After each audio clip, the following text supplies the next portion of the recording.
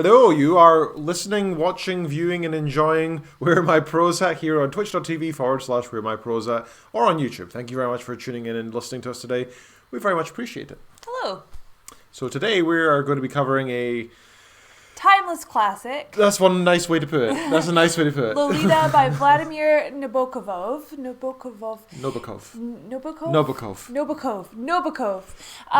Now, spoiler alert, this is one of my favorite books in the whole world. I've read it so many times, and if you have not already read it, I would encourage you to do so. First off, though, what are your overall thoughts on the book? Because I know what mine are.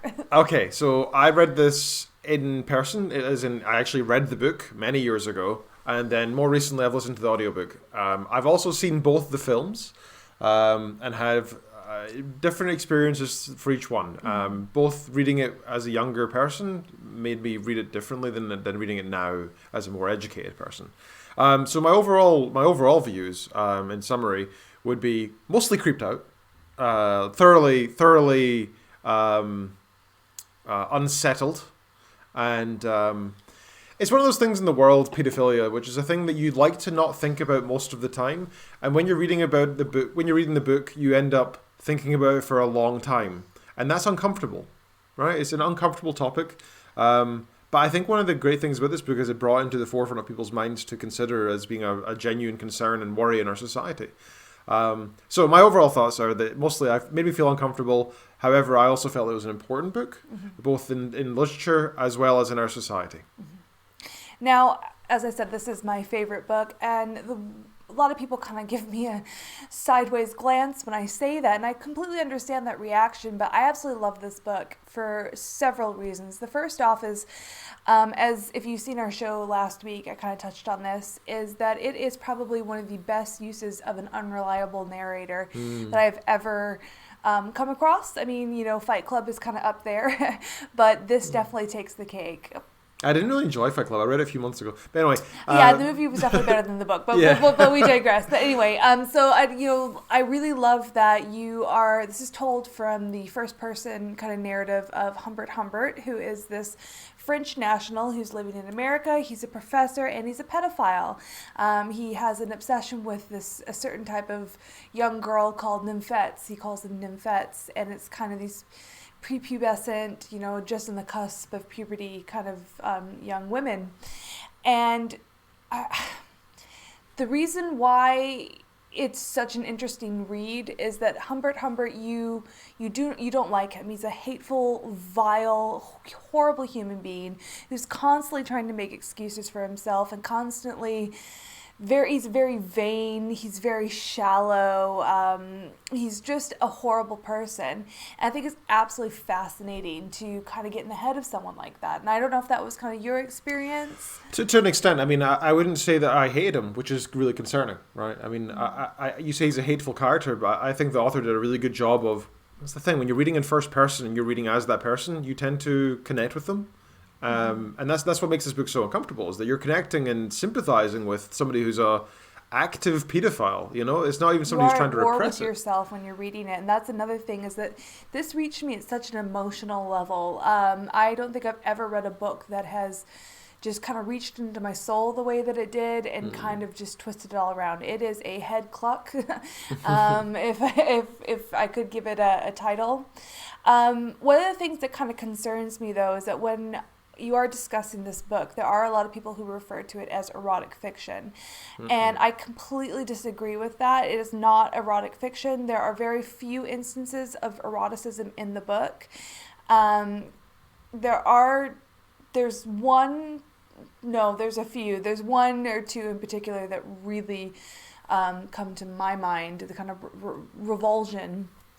Because the way he's describing this horrific thing that he's doing to Dolores, and you have to kind of reread the passages to kind of understand what he's actually doing to her, because he's making it into such a flowery, metaphor-laden kind of passage. It's through his mind, right? You're seeing what he perceives, and he is filtering all that's going through his mind and his fingers and his sensations is what he perceives it as through the filter of his mind. And so he sees it as a beautiful woman who is ready for him, when it's actually a child who is confused and recently lost a parent and left alone with this man. Yeah, I mean, well, he kind of, takes full advantage of that situation. He was going to marry the Hayes woman, as he refers to Dolores' mother quite often, and she gets run over by a car, and it's this whole thing where they kind of go on this road trip together, him and Dolores. Now, I mean, you might pick up the fact that I'm calling her Dolores.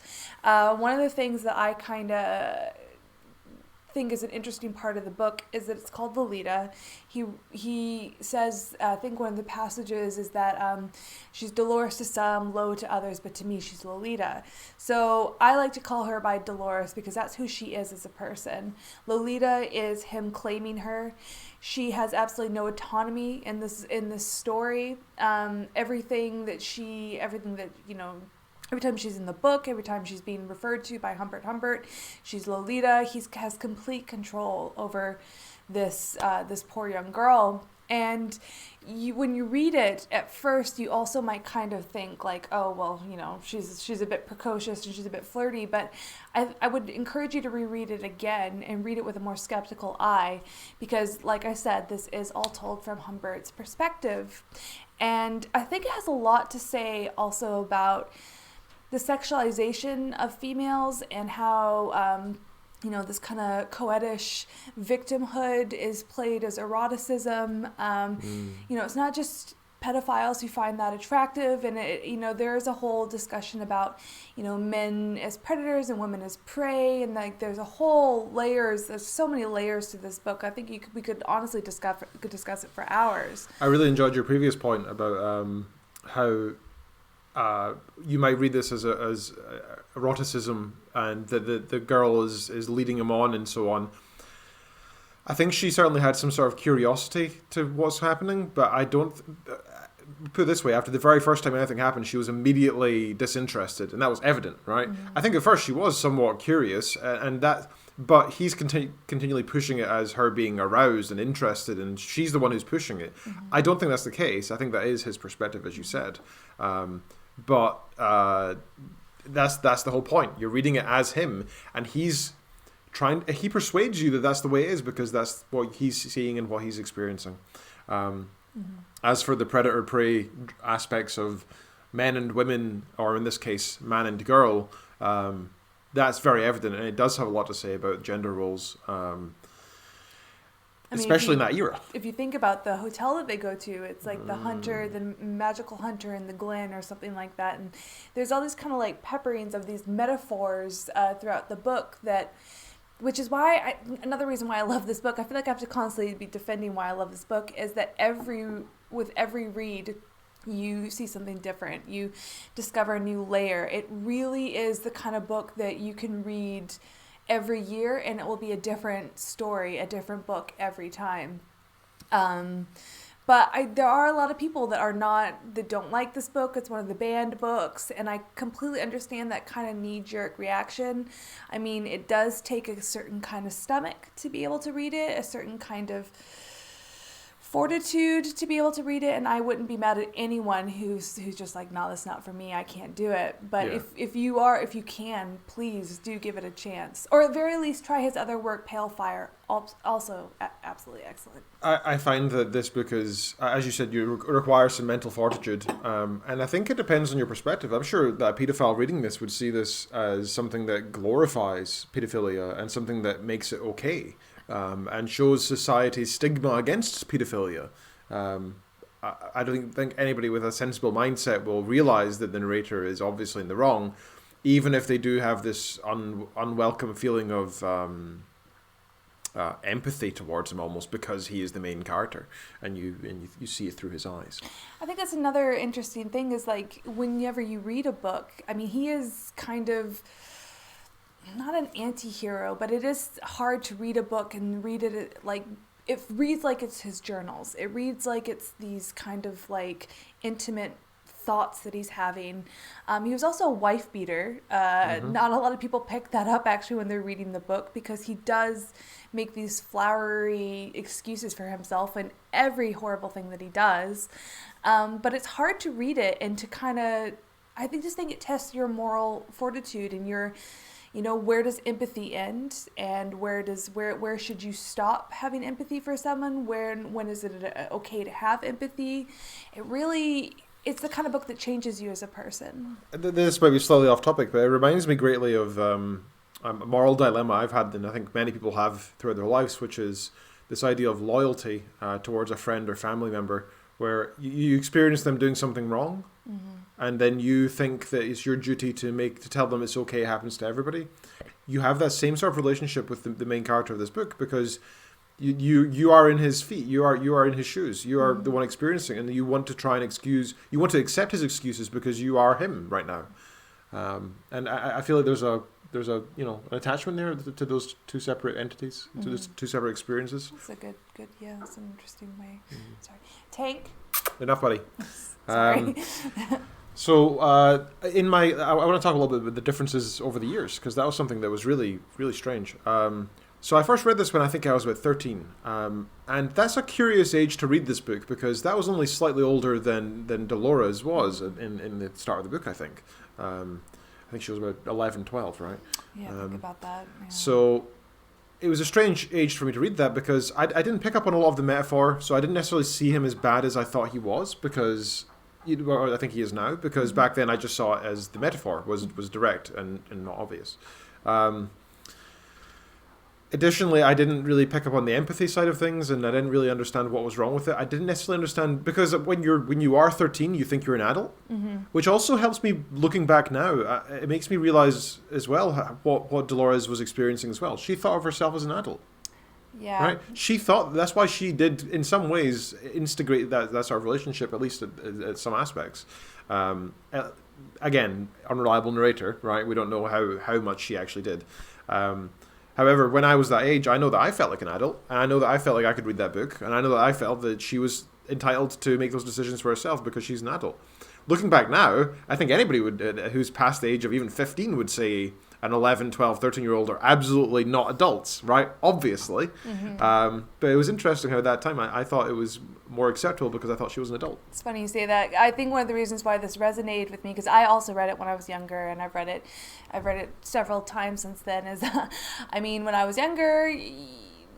kind of the cusp of my teens, I used to date older guys, and I used to think, well, that's okay, this is an acceptable thing to do. I'm a woman now, I know what I'm doing, and it kind of blows your mind when you get older and you look back and you realize how you really weren't a grown-up, and you really didn't know what you were doing. It was very unsafe. But as a girl, getting that first kind of taste of romantic, like, not power, but, kind of that... People like you. People are interested. Beguiling way that you have with the opposite sex, and you're like, oh, if I wear a low cut top, I can get this, I can get someone to kind of open the door for me, or get this certain kind of attention, and it just, I don't know, reading it as a woman, it really, I know this isn't everyone's experience growing up, but it really kind of like touches on some points there as well, where you think that you are in control, you think you can play with this fire, you can flirt with this man, but. Like fire, fire my loins, it can burn away at everything and really get out of control. Indeed. I can't handle it. So my experience of reading it in audiobook form this time as well was very... probably because I was reading it now as an adult as well, but also because it was in audiobook form, it was kind of visceral. The audiobook narrator did a fantastic job, gave accents and everything that really, I think, suited the book. And... the most awkward experience, this was, when I read it, it was about a year ago now, about 6 months ago. I remember I was in a fairly public area at the time. Actually, it must have been about a year ago, because it was before COVID. I was in a fairly public area at the time, like a bus or something. I remember listening to this with my headphones on, and one of these particularly creepy scenes comes on, right? And, the main character is describing what he did to Dolores in bed or whatever, right? So something pretty bad. I think she was, like, nearly asleep and not paying attention. Yeah, there's a lot of, like... Yeah, where he's basically using her. Which is just... Yeah. Using her body without her mind being there. Lovely little red pills. Yeah. And so it was something like that. And I remember just feeling so awkward in public, listening to this, effectively a pedophile story, right, in my ear. A rape. It's pedophilic rape, yeah. And I'm sitting there like, this is horrifically creepy, and I felt like a pedophile myself standing there listening to this with people standing nearby. You know, you're like, if they heard this, if they knew what I was listening to, like, would they think any?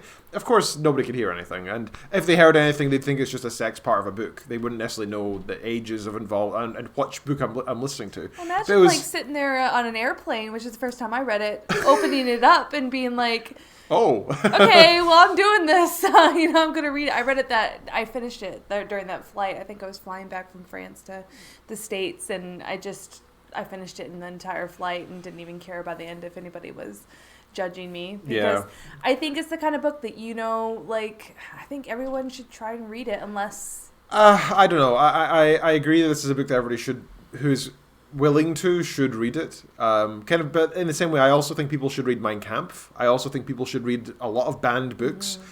If you already have a mental fortitude in place where you're not susceptible to fascism and sexism and pedophilia. If you're not going to use this as justification for the horrendous deeds that you want to do or you think that are okay, like that stupid anime trend. Oh, she's a 300-year-old vampire, so it's okay in the body of a 12-year-old.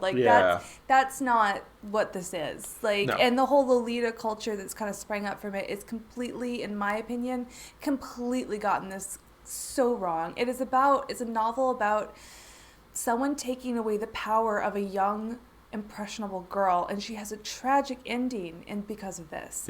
He's completely destroyed this other human being through his own selfish desires and lusts, and it's a parable. It is an absolute parable, and I encourage anyone who has pedophilic tendencies to read it, not for erotic pleasure, but to read it and to truly actually genuinely understand that. Try to read it from the perspective of the girl. Yeah, exactly, from Dolores. I mean, it's a rough one to talk about. It's a rough one to read, but it is... The thing about... the most damaging thing about pedophilia is not necessarily the instance of it itself, it's the fact that it does ruin a person for... Not ruin them in the sense that they're, disgusting or unusable or something. But mentally, it does damage. It does damage. It leaves scars, and... It leaves scars on the person who's so consumed with this one relatively small aspect of your personality. Your sexual preferences are important, obviously, but that's not the whole thing that makes us up, and you should never give in to something that's going to destroy another human being. Yeah. I mean, for a few moments of indulgence, you can ruin an entire person's life. I mean, that's what really happens here. An obsession like this, eats away at whoever it is that it touches. It turns the obsessor from a person into a hollowed out creature who in turn turns the object of their obsession into no longer a human being, no longer a person who's capable of their own feelings and actions and thoughts, but just an object. And I think that's one of the worst things that we can do to one another. Is to dehumanize each other. Absolutely. Yeah. It also removes her childhood, right? She grows up immediately in this case, right? She suddenly realizes, she becomes very manipulative because she realizes that she has this power over him, not just sexually, but legally. She knows that she can go to the authorities and control him, and suddenly starts... Well, that's why she goes from Humbert to Quincy. Yeah. And that was... I mean, if you take a step back, that's the seemingly worst situation. There's both bad. They're both just terrible. I don't think there's... but the whole film thing and being made to do things with other kids. With drugs and that's... all terrible, though. I don't know. Yeah. It's like trying to compare war crimes, he killed 100 million, he killed 102 million, and technically that's more, so therefore it's worse. I mean, they're both terrible and not worth comparing. Yeah, right? He shaped her, he formed her, he completely took control of her, and in the end, I like to think that she found a little bit of happiness before she tragically died. She seemed to. She does tragically die, but she marries someone who, she's not wealthy, she has kids, but he's her own age, and he seems to be a nice person. And it's sad to say that sorry, we've got a little rogue here. He knows when we're distracted and starts scratching his face, and we're like, don't do that. We like your face, don't bloody it's a nice face. Yeah. Yeah. But yeah. So what did you think about the characters in general? I think the main characters are Dolores or Humbert. We've got some of the characters that they met at the school. There's the original mother, Charlotte. Quincy. I mean, Humbert and Dolores are kind of the main characters, but like I've already stated, is Dolores is kind of, we don't ever really get to know who she is. The only character, I mean, this is a book about all-consuming lust. This is about a book about one man. It is basically a journal. It is a tale of one person and their warped view of the world. And I think he's probably the only true character for me in the book. Everyone else is just kind of through his eyes, so they're kind of cardboard cutouts of humans. Also, we're talking about this idea of the hunter and prey earlier on, where Humbert sees himself as the hunter and Dolores as the prey. But then throughout the book, he's continually being hunted, or so he perceives anyway as well, by other male interests, Quincy. So he literally notices that they're getting trailed repeatedly by different cars, but they had similar patterns that seem to keep following them, and he tries to catch them out. I don't know if this is really happening or if this is just a paranoid delusion, and then it kind of, I mean, he didn't take her. She left. She left Humbert. So I'd like to think it was probably just a paranoid delusion, and, you know, that whole guilty conscience, even if you are the sociopathic, completely devoid of empathy, there'll still be a nugget of conscience that will eat away at you in some way. Well, sociopath is different from a psychopath. You still have empathy. He wasn't it's just a psychopath, limited. He was a sociopath. Yeah. So I think we should make that distinction like we did last week. Yes. Agreed. So would you read it again? Oh, absolutely. I will always read this book. Like, it is a book that, for me, it is a terrible work of art. It is just astounding in its ability to just be this vehicle of metamorphosis, and it's, I don't know, it's just something that's like, it's like water. It's fluid. It keeps changing with whatever shape you put it in. I don't think I would read this book again, because I think once was enough, but I did need to read it as an adult. I actually, that's an interesting discussion as well, is I do think this should be read by teenagers and such. I think it's one of those books that should be really... No, I really do. I don't know if I'd agree with that. I think this opens up a perspective that's important, and I think it's one of those books that should be discussed in school so that you understand from an adult perspective what's going on as well. I just worry that I think it's the kind of book that you have to have a certain maturity and a certain type of mental fortitude, like we were talking, to be able to read. So I don't know. I don't think that I would discuss it in schools. I don't think I would encourage children to read it. I really wouldn't.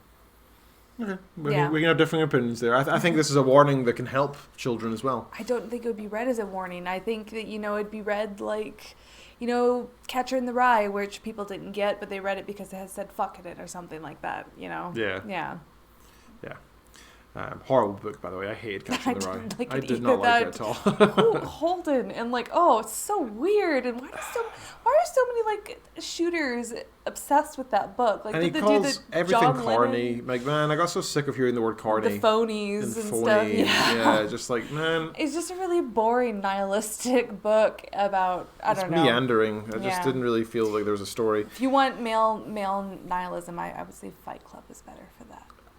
Again, I didn't really enjoy Fight Club, the book. The film was fantastic. The book was okay. I think because the film is such a cultural touchstone. I think if you read the book first, you'd enjoy it more. But the book has no context. It is pure storyline. It's almost like reading a play. It's entirely narrative driven, and it's really tough to read because you don't really feel like you're moving place to place or exploring It just feels like a constant flow of thought. And that's kind of the point, I guess. But I think that's better portrayed in film where, it was... The environment is implicit. Yeah. I mean, the film was just... Brad Pitt's best work. Fight me. Genuinely awesome. Yeah, fantastic. But Chuck Palahniuk, I don't have a weird relationship with him. Sorry, we're kind of going off the wee tangent here, but it's our show. We can do what we want. Speaking of films... sorry, was I not going to finish my sorry, I was trying to take us back, but okay. Okay, I was going to say, speaking of Chuck Palahniuk, I have a weird relationship with him. I absolutely love some of his stuff, and I hate some of his stuff. There was this one story that he wrote in Haunted that to this day, I can't even think about it. It's something involving a pool and someone exploring themselves, and it's horrible. But then Choke, which is absolutely fantastic, and I absolutely love Choke. And if you have not read it and you want to laugh and you want to kind of go, ooh, great book. Really great book. Sorry. You can bring it back now. So the Lolita films, you've seen them, right? I've seen both, yeah. Yeah, so we've both seen them. So I think we've seen them together, actually. we saw one together, the first one. So in my opinion, I think the more recent film was overly graphic and not enjoyable. Like, I don't think it captured the point. Yeah, it didn't really capture the purpose of the book. It was more, it took it as a story and just copy pasted it. Without really covering the narrative and the metaphor. Whereas the first film was better, but it really wasn't made for film. The first film actually had used the metaphors that were implied in the book, like the girl handling a bag of change, for example, right? And bouncing up and down and playing with coins in a pocket and things like this. Yeah, that's a sad one. That's a sad one, but it's a much better way of showing it than actually just showing her doing something under the covers, with her hand under the covers, right? It's funny you say that, though. I would say that because of the newest film on with Jeremy Irons, it's kind of just, sensationalized. I think that's why we shouldn't let children read it in schools, because that is a very surface interpretation of the book. And that's why I said reading in schools is ideal, because then the teachers can explain and thoroughly a lot of faith describe. In our teachers, I don't know. That's a good point. No. I went to American public school, so... Mika Sorona actually agrees with you. Says, otherwise teenage boys or young men will think it's okay to prey on younger women, unfortunately. Yeah. I don't know if I agree with that. Like I said, I think if the message is sold properly and they're not just left to their own devices to read this, then... I think it'd be okay. I don't think you could guarantee that. I think that it's something that should be encouraged to be read, but I think it should be read as an adult. Absolutely. I would much prefer a 14-year-old to read it with supervision than an 18-year-old to read it and be left alone. Personally. Why? I think that's a silly thing to say. What I think the level of maturity and understanding required to read this book is quite high.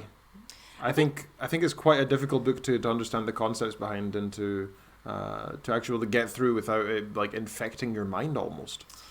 I don't know. I just think it's the kind of thing that if you were to read it as like a 12-year-old or a 13-year-old, which I mean, I think you're kind of coming from the personal point of view where you read it as a 13-year-old, yes. And and I read it as an 18-year-old, and then I read it years on and on after that. But I think that I don't know. I just think that. You are obviously, I've always kind of been someone who's kind of got his head on right and, and is not prone to weird sexual stuff, did marry him. But I just think that you can't quite, sorry, what are you doing? No, so you can't quite ensure that everyone wouldn't read it the way that you did at 13. And that's true. That's all I'm saying. Sorry, no, different opinion. That's okay. You distracted me. I was preparing the end of the show. Okay. With that, is there anything else? What would your rating be of this book? 10 out of 10. I know we do it out of 5, so 10 out of 5. Or 5 out of 5? No, 10 out of 5. Okay. 10 out of 5. I struggle to rate it because it's one of those books that I didn't particularly enjoy. I know it's important, but it's like doing work in some sense. You know it's important, but you don't necessarily do it because you enjoy it, right? You do it because you think you should read it. So I guess for its literary merit, minus a little bit of enjoyment, I'd probably have to give it 4 out of 5. Just because I didn't enjoy it, right? But in terms of the writing and behind it, it is a 5 out of 5, of course. But I don't think you're supposed to enjoy this book, are you? I think you can enjoy it in a weird way. You can enjoy the metaphors, and I'm not saying enjoyable as in it's not like reading Jane Austen where it's a fun, witty ride. You could enjoy it for the piece of terribly beautiful art that it is, and this kind of complete departure from yourself. And I don't know. I think it's beautiful. I think it's tragic. I think it is the premier novel on obsession and and the dark side of humanity and the limits of our empathy. Okay. Yeah. You've been listening to Where My Prose At here on twitch.tv/Where My Prose At. Thank you very much for tuning in today. We've got one more comment just before we do finish. As a woman who is told they need to mature before boys do, and have seen that, more often than not, boys like to be babied. They are looking for a girl to mummy them. It might not always be sexual in the case I'm talking about, but... ... Fair enough. So next week we're going to be doing True Grit. Is that correct? Yep. That's by Charles Portis. So thank you very much for the suggestion on this one. Was that Graham and Aaron? I think that was Graham and Aaron. Yeah. Okay. I'm quite excited for this. This is one of my sister's favorite books, actually. So she's quite excited that we're reading this. I've never read it before. In fact, I've never really read a Western before, actually, now I think about it. So, really? Unless you consider the Dark Tower series, it kind of has a gunslinger. But, Western-esque. Yeah, it has Western elements. Have you ever seen the films? Yes, I saw True Grit, the film. Yeah. Which one? The one with the more recent one, I guess. Oh, okay. They're both really good. I mean, the John Wayne one is really good. I've never seen the original one, no. Rooster Cogburn. He's quite a character. Okay. I love both of them, and I think that this is going to be quite refreshing from a feminist perspective, because Maddie is an awesome character. Cool. Okay, so next week we're reading True Grit. Be sure to read it before you join us, so you get a full perspective and you can share your own opinions in the chat and such. We very much appreciate that. Thank you very much for tuning in. We will be back next week at 6 p.m. GMT Wednesday, 6 p.m. EST Wednesday next week, and 11 p.m. GMT. You can find us all over the web. The easiest place to do that, I'm going to put in the chat right now, is Linktree. Look at the chat in a moment and you'll see the link there. You can click on it if you're watching live, or just type it in yourself if you're not. But you can find our Reddit, our Instagram, our other show, our email, everything you can find in there. So check that out, and then we'll be back next week. And thank you guys so much for this, for tuning in for the show. We know it was a bit of a rough one, bit of a weird subject matter, but thank you so much for hanging in here, and we hope to see you next week, and thank you very much. And, it's OJ, by the way, that he's drinking, not a screwdriver. Sadly, I can't have alcohol. We'll be back next week. Thank you very much for tuning in and for this rough topic. We very much appreciate it. Bye, guys. Bye.